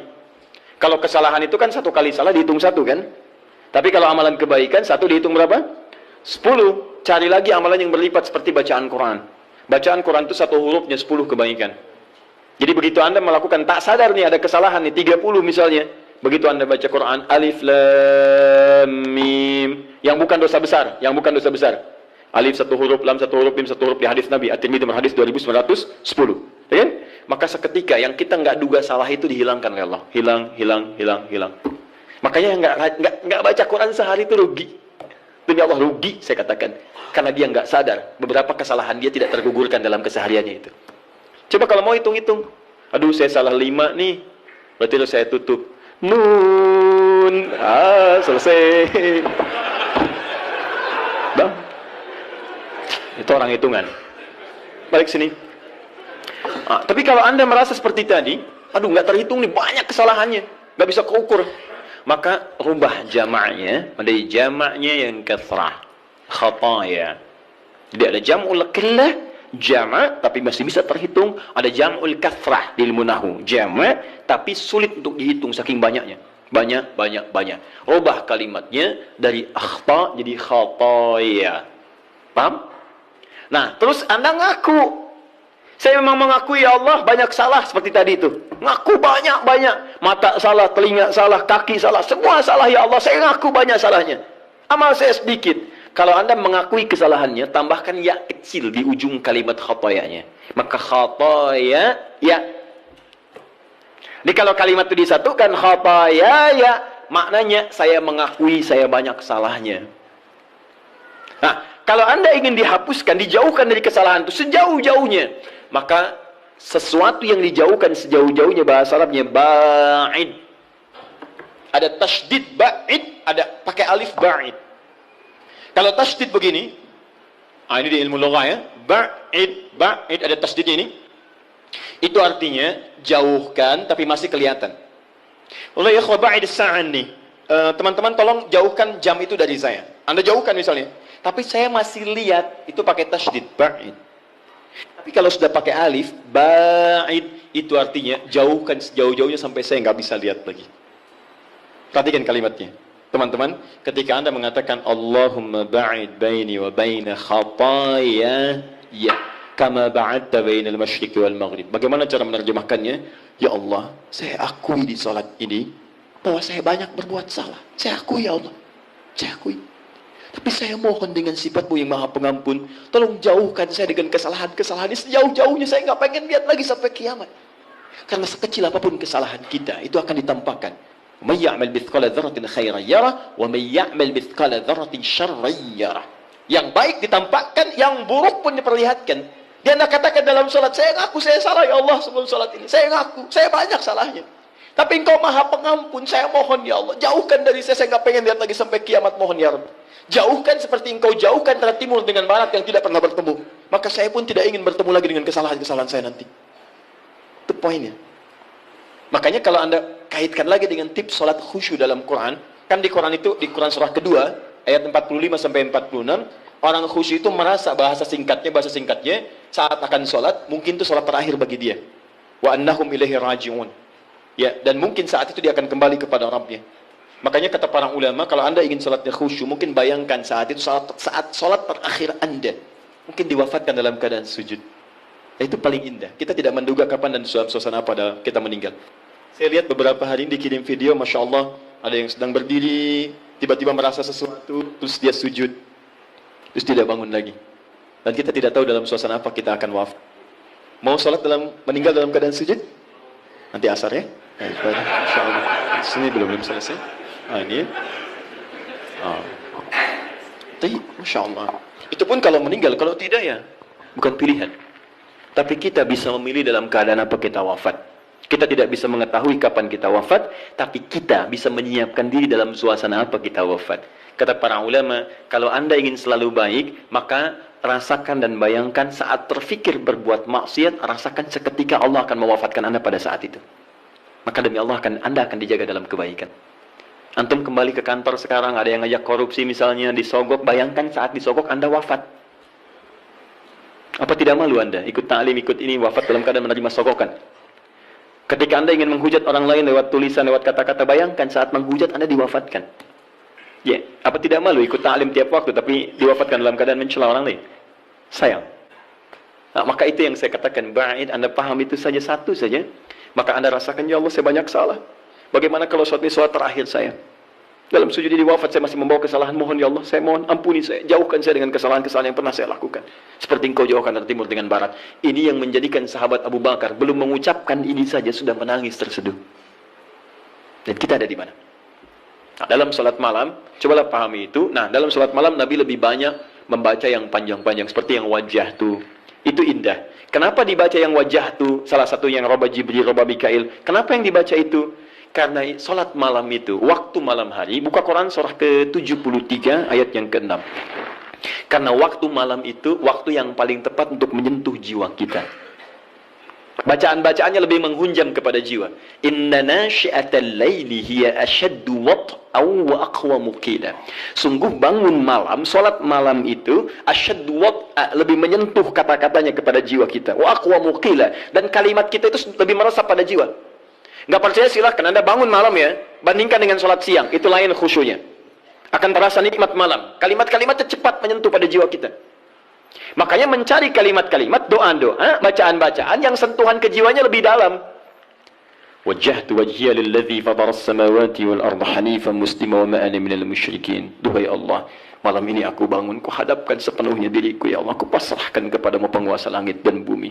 Aku berjanji tidak akan musyrik selama hidup, ya Allah. Inna salati wa nusuki wa mahyaya wa mamati lillahi rabbil alamin. Duhai Allah, sungguh salatku malam ini, semua ibadahku, hidupku, atau engkau wafatkan aku di malam ini. Wa mamati. Atau engkau wafatkan aku di malam ini. Saat Anda bangun malam jam 2, terus ada kalimat itu Anda ucapkan dan Anda paham artinya. Atau engkau wafatkan aku di malam ini, ya Allah. Lillahi rabbil alamin. Hamba ikhlas. Kalau itu sudah ketetapanmu Tuhan penguasa alam. La syarika lahu bidzalika umirtu ana minal muslimin. Dan saya ikrarkan mulai hari ini, ya Rabb, saya tidak akan berbuat dosa-dosa, apalagi musyrik. Dan seperti itu saya diperintahkan, saya komitmen mengerjakan hamba yang terbaik. Wa ana minal muslimin. Dan kalau saya diberikan kesempatan untuk hidup esok hari, atau sekarang saya wafat, saya berjanji akan jadi orang Islam yang lebih baik lagi. Saya akan makin patuh. Makanya kalau orang baca iftitah atau istiftah dengan bacaan ini dan tidak lebih baik setelah sholat, ada yang salah dengan kata-katanya. Tapi itu indah saat dibacakan di malam hari. Cobalah malam bangun, hadirkan suasana itu, baca dengan baik, dan itu nyaman ke jiwa kita. Ya, kita lebih butuh kalimat-kalimat untuk menyentuh jiwa dibanding kesibukan. Sekarang malam itu dibuat seperti siang. Padahal kata Quran, waja'alna al-laila libasa waja'alna an-nahara ma'asya. Malam itu kami desain kata Allah untuk istirahat. Siang untuk aktivitas. Sekarang orang dipaksa beraktivitas di malam hari. Ya, maaf ya, yang Piala Dunia itu mereka masih siang, kita yang nontonnya malam. Kita yang malam, mereka siang. Jadi kalau teman-teman Anda bisa memutar kembali apa yang Anda bisa lihat siang harinya, kenapa Anda korbankan waktu malam Anda? Karena setiap metabolisme tubuh kita itu ketika diporsir untuk beraktivitas, dia akan menuntut gantinya. Malam istirahat, Anda 7 jam, Anda pakai 2 jam aktivitas, besoknya dia nuntut 2 jam untuk istirahat. Supaya ada kebiasaan perputaran bagian dari tubuh kitanya. Karena itu coba kita pahami ya, orang-orang di luar itu desainnya luar biasa. Kita dipaksa untuk mengerjakan sesuatu yang mereka nggak lakukan. Kayak rokok misalnya. Ya, pengusaha rokok, pembuat rokok di luar, mereka nggak merokok, dikirim ke kita. Itu yang repot gitu kan. Kadang-kadang kita harus melihat dengan lebih dalam untuk memahami bahwa ada sesuatu yang harus kita saring kembali. Jangan mencela orang lain, itu strategi mereka. Tapi kita bisa memilih untuk mendapatkan yang baik atau meninggalkan yang buruk dalam kehidupan. Jelas ya? Baik. Ini yang iftitah surah terakhir, dan saya berhenti di sini, dan saya mohon maaf barangkali ini bagian terakhir dari sesi bahasan. Untuk sementara saya tidak membuka tanya jawab dulu karena kami jam 3 harus sudah berada di Bekasi untuk bisa menyerahkan beberapa teman-teman yang akan berangkat haji pada tahun ini. Persyaratannya kami koordinasikan, itu harus diserahkan hari ini. Ya, jadi mohon pengertiannya ya, teman-teman sekalian. Surah terakhir. Time. Surat apa yang dibaca oleh Nabi? Secara singkat, ada tiga jenis surah yang umumnya dibacakan oleh Nabi SAW dalam kesempatan salat malamnya. 3 jenis surah. Alhamdulillah. 1, surat yang ringan. Surat yang ringan. Saya tidak katakan pendek ya, tapi ringan, ingat baik-baik. Surat yang ringan yang diisyaratkan bagi para pemula yang menunaikan salat tahajud. Surat yang ringan yang diisyaratkan bagi para pemula dalam menunaikan salat tahajud. Contoh dalilnya Quran surah Al-Muzammil surah 73 ayat 20. Faqra'u ma tayassara minal Quran. Bacalah yang ringan-ringan dari Quran yang Anda hafalkan. Ringan. Ya. Berapa ringannya Nabi? 100 ayat Al-Baqarah. Tuh, sampai kaget di luar. 100 ayat. Kadang-kadang beliau baca 10 atau 11 ayat terakhir surah Ali Imran. Ya. Dalam satu rakaat. Jadi ukuran ringannya bisa relatif. Ya, ringan bagi Nabi, belum tentu ringan bagi kita. Tapi prinsipnya, cari yang ringan. Misal begini, tadi kan, maaf ya, ibu bapak, Nabi kan tadi pernah sholat, di belakangnya ada sahabat kecil, namanya siapa? Masih ingat? Ibnu Abbas. Itu kan masih kecil, balik aja belum. Ya, mau dinaikkan surat yang panjang, susah. Makanya dibaca yang ringan. Pada saat itu, riwayat yang muncul ketika sholat di belakangnya Ibnu Abbas, itu Ali Imran, 10 ayat terakhir. Ya, bahkan dari 11 ayat terakhir, yang inna fi khalqis samawati wal ard, dan sampai ujung ayatnya. Ya, ringan. Maka dari itu ketika Anda misal mendidik anak salat malam, bangkit di malam hari tiba-tiba dia ikut, jangan baca yang panjang-panjang. Anak Anda 5 tahun bangun, lihat Anda salat, mama salat, pengen ikut, Allahu Akbar. Ya Allah, alhamdulillah anak saya ikut, mumpung ikut Al-Baqarah. Akhirnya kesan pertama bagi dia, salat malam itu sulit. Di begitu Anda melihat anak Anda ikut misalnya yang kecil, atau misalnya yang besar tapi belum biasa berdiri lama, peringan salatnya, wadduha. Sehingga ada merasa enak dia, oh ternyata salat malam itu nggak panjang-panjang, cuman ad-duha. Besoknya alam nashrah, lebih pendek lagi. Besoknya al-falaq. Masya Allah, naik lagi. Tadinya ikut 2 rakaat, besoknya 4 rakaat, 6 rakaat. Begitu 11 rakaat, stabil mulai. Al-Baqarah, Ali Imran, An-Nisa. Kalau dia akan bertanya, mah bosan kok ad-duha terus, cari yang lain dong. Anda naikkan. Al-Baqarah ya, nggak apa-apa. Bismillah, naik. Dan itu indah. Itu indah. Paham ya? 2. Sudah? Surat yang tersusun dalam Al-Quran, surah-surah yang tersusun dalam Al-Quran secara tertib dengan tujuan mengulang yang dihafal atau memperbanyak yang dibaca. Dengan tujuan mengulang yang dihafal atau memperbanyak yang dibaca. Kalau yang tadi yang ringan-ringan, sekarang justru terbalik. Panjang. Jadi panjangnya ini diurutkan. Jadi kalau ada yang sudah hafal Quran, maaf ya, sudah hafal, maka jangan tinggalkan tahajud. Ciri penghafal Quran itu nggak meninggalkan tahajud. Nah dalam tahajudnya, dia mendesain salatnya itu untuk mengulang hafalan. Itu yang dikerjakan para sahabat. Bahkan ada yang semalam 30 juz. Ada yang semalam misalnya 1 juz dulu. Saya target 30 malam, bisa 30 juz. Tiap malam 1 juz. Boleh. Silahkan sekarang Al-Baqarah juz pertama. Ya dari Al-Fatihah sampai Al-Baqarah 141. Misalkan. Kemudian malam keduanya 142 sampai 253. Teruskan lagi. 252. Selanjutnya 253 sampai Ali Imran. Terus. An-Nisa. Sampai 30 malam 30 juz dia selesai. Itu boleh. Ya. Atau misalnya semalam 5 juz. Boleh. Karena itu dia. Jadi kalau Anda sudah terbiasa menghafal Quran, sehari bisa 5 juz, Bu, Pak. Ya, mengulangnya itu. Mengulang. Usahakan ulang. Jadi, subuh 1 juz, zuhur 1 juz, asar 1 juz, maghrib 1 juz, isya 1 juz. Kalau tidak mau capek dibagi 2, setengah juz sebelum subuh, setengah juz setelah subuh. Terus, sehari 5 juz, mulai hari Sabtu.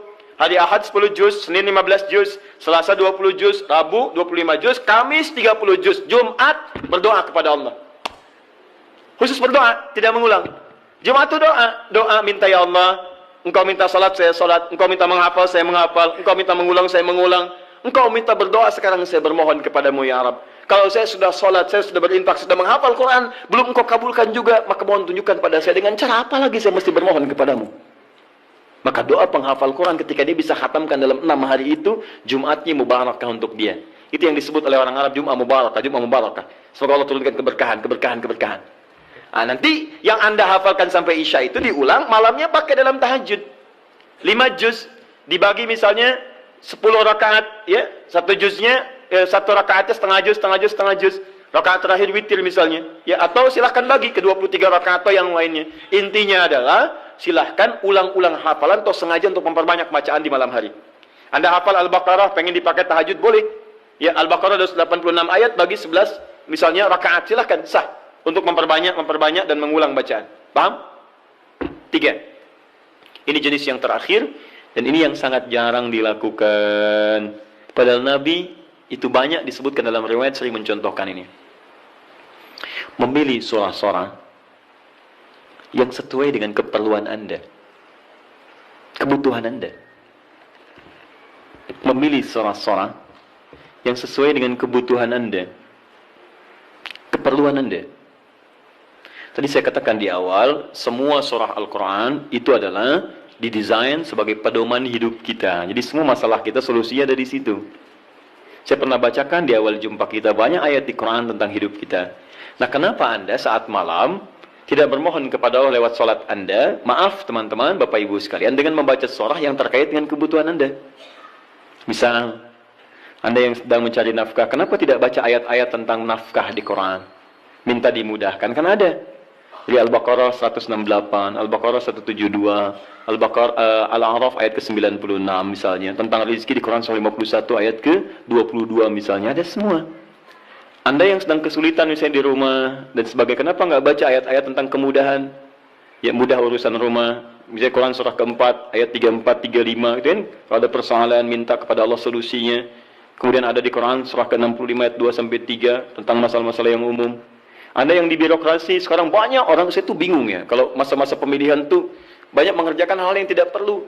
Padahal kata Quran itu di Quran surah 3 ayat 27 kan jelas. Dari 26 sebetulnya sampai 27-nya. Jelas. Qulillahumma malikal mulki tu'til mulka man tasya' wa tanzi'ul mulka mimman tasya'. Katakan kekuasaan itu hanya milik Allah. Allah berikan pada siapa yang kehendaki. Jadi kalau ada orang baik diberikan supaya kebaikannya menyebar pada rakyatnya. Kalau ada orang jelek kemudian dia bisa naik, untuk ditunjukkan ada yang salah di tempat itu harus diperbaiki. Supaya dia bisa diganti dengan yang lebih baik. Itu maksudnya. Tapi kekuasaan itu Allah yang tetapkan. Makanya orang-orang yang pandai itu dia akan mendekati Allah. Dia akan memohon supaya diberikan petunjuk. Kalau diberikan, dia lakukan hal-hal yang baik. Maka mendekat dia, baca ayat-ayat itu. Sebetulnya kepala-kepala yang calon pilkada, calon pemimpin dan sebagainya, calon kepala daerah dari mulai yang ringan sampai yang besar, kalau dia paham tentang ayat itu, dia bangun malam, dia minta petunjuk kepada Allah. Itu titipan. Karena kalau cuma jadi pemimpin, Firaun pun pemimpin. Tapi kepemimpinan Firaun diabadikan bahkan dalam Al-Quran sebagai contoh, karena itu belum tentu mengantarkan dia ke surga. Hati-hati. Dia ada orang yang diberikan kedudukan, dengan itu dia bisa ke surga. Ada orang diberikan harta, dengan itu dia bisa ke surga. Ada orang diberikan pengetahuan, bekal itu untuk ke surga. Ada orang yang hanya diberikan tenaga, karena itu yang membuat dia ke surga. Bilal mendapatkan tenaga, dengan itu dia pakai adzan. Ali mendapatkan pengetahuan, dengan itu dia pakai berdakwah. Baik, sebagian sahabat mendapat kedudukan. Di antara mereka ada Umar bin Khattab. Ia dipakai untuk mengantarkan ke surganya. Yang harta benda seperti Abdurrahman bin Auf. Tapi jangan lupa, ada Fir'aun yang pernah mendapatkan kedudukan, diberi contoh, tapi tidak bisa mengantarkan ke surganya. Ada Qarun yang ketika dia punya harta hanya dipakai foya-foya. Jadi kalau orang sekarang hanya ingin ikutan foya-foya, dia ketinggalan, telat dia. Keduluan Qarun. Katakan pada orang kaya, ya ibu-ibu sosialita misalnya, yang cuman gosip datang macam-macam. Kalau cuman begitu, katakan terlambat sejak zaman Nabi Yusuf. Sudah ada sosialita yang cuman gosip.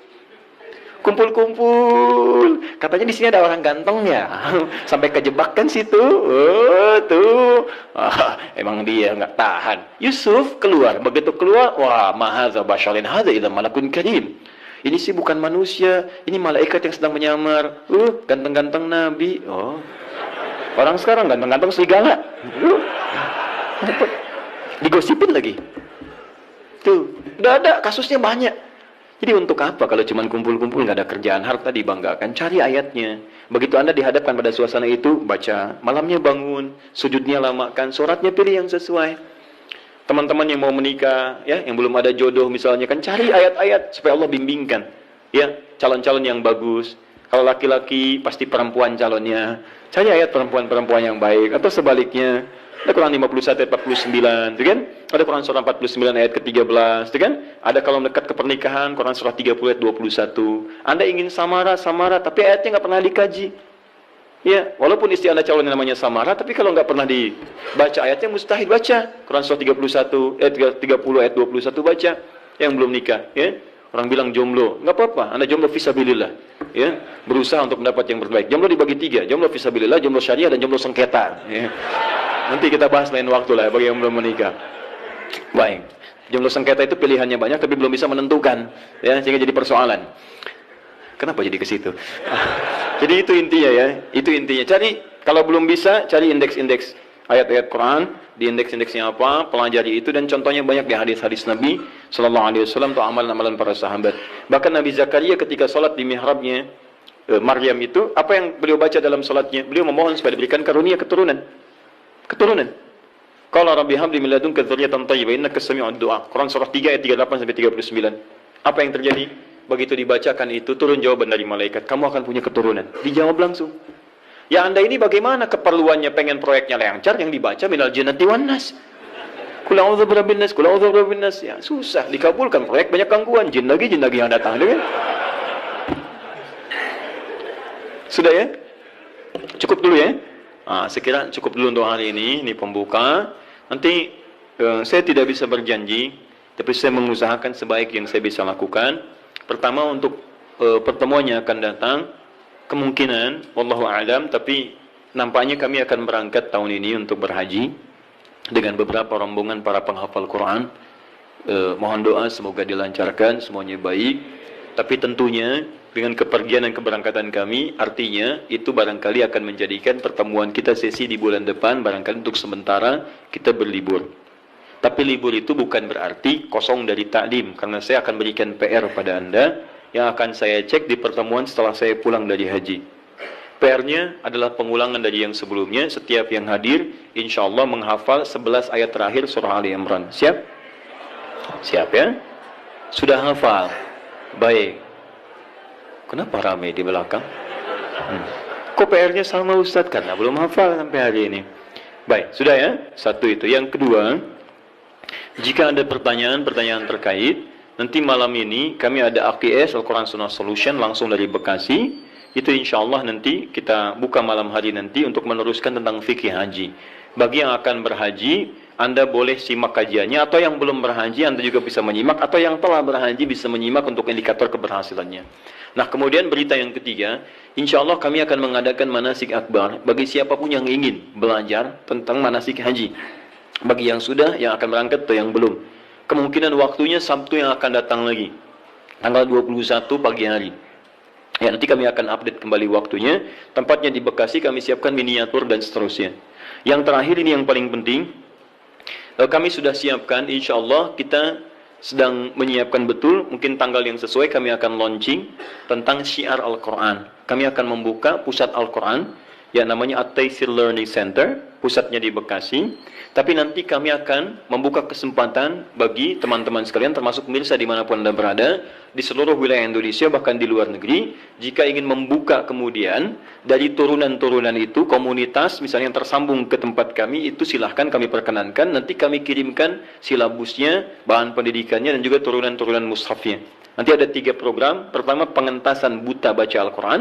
Mushafnya kami siapkan, tahun ini kami cetak 125.000 mushaf. Kemudian yang kedua, ada untuk pendalaman makna Al-Quran, bahkan dari perkata, kami juga cetak 125.000 eksemplar. Dan yang ketiga, untuk menghafalkan Qurannya dengan metode At-Taisir. Kita akan kemudian korelasikan dan lingkarkan ke seluruh wilayah-wilayah khususnya di Indonesia. Nanti teman-teman yang siap untuk ikut, nanti boleh nanti buka komunitas saja. Tempatnya nggak usah diwakafkan. Anda aja yang rawat itu semua, nanti kita linkkan ke tempat kami, kita kirimkan kurikulum dan kita berikan pelatihan-pelatihan.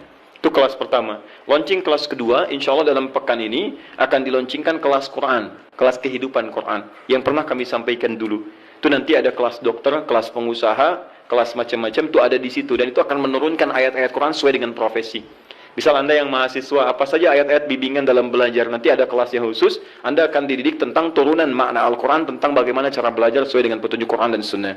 Ya, misalnya yang dokter, silahkan. Dokter nanti masuk kelas dokter, itu dibagi sub lagi. Nanti ada dokter tentang jantung. Kemarin kami sudah diskusi dengan dokter jantung, hasilnya hebat. Ya, apa kaitan zikir dengan suasana jantung? Beliau uji, sampai beliau cek. Ada alatnya, Pak. Alatnya kecil ya. Dan kami sudah diskusi. Jadi beda. Bahkan beliau cek lintas agama. Ada yang dicek misalnya agama A, agama B, agama C, dan luar biasa. Begitu yang lain diminta untuk beribadah menurut kepercayaannya, itu tidak mencapai tingkat standar dalam tingkat ketenangan hati. Dicek hatinya, dadinya, macam-macam. Tapi ketika seseorang sholat, itu melebihi standar dari yang telah ditetapkan dari aspek ketenangan pada jiwa. Nanti akan digali. Dokter mata misalnya, bagaimana petunjuk mata di Quran? Saya pernah nanya dokter mata, dok, apa ukuran mata yang sehat? Diskusi ya, teman-teman. Oh, Ustaz, kalau matanya bagus, jelas, tidak ada bayangan, tidak ada penghalang, itu sehat. Saya bilang, saya banyak temukan yang seperti itu, dok. Sehat, bagus, gak pakai kacamata, tapi dia nggak bisa bedakan mana sendal dia, mana sendal orang lain. Itu kenapa? Oh, itu saya bingung, Ustaz. Ya, itu nanti kita dudukkan di satu kelas dan seterusnya. Ya. Nanti yang seperti itulah ya. Mudah-mudahan saat memberikan resep, tidak hanya diberikan minum obat ini, tapi dia katakan Quran surah sekian, ayat sekian. Baca lagi. Itu yang kami sampaikan. Kalau ada benar, itu semua dari Allah sebagai titipan, sebagai petunjuk kebenaran Rasulullah SAW. Kalau ada yang salah, itu mutlak dari saya pribadi.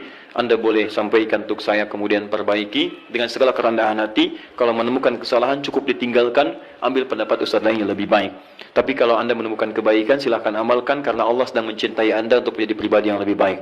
Jika Anda belum sempat berlomba dengan orang soleh, untuk meningkatkan ketaatan, maka berlombalah dengan para pendosa untuk bertobat dan beristighfar kepada Allah Subhanahu wa taala. Saya mohon pamit dan mohon izin saya diberikan kelapangan untuk menuju kendaraan supaya mudah sampai ke tujuan karena kami sangat ditunggu pada hari ini. Subhanakallahumma wa bihamdika asyhadu an la ilaha illa anta astaghfiruka wa atubu ilaik. Wa akhiru da'wana alhamdulillahi rabbil alamin wal 'afwu minkum. Assalamualaikum warahmatullahi wabarakatuh.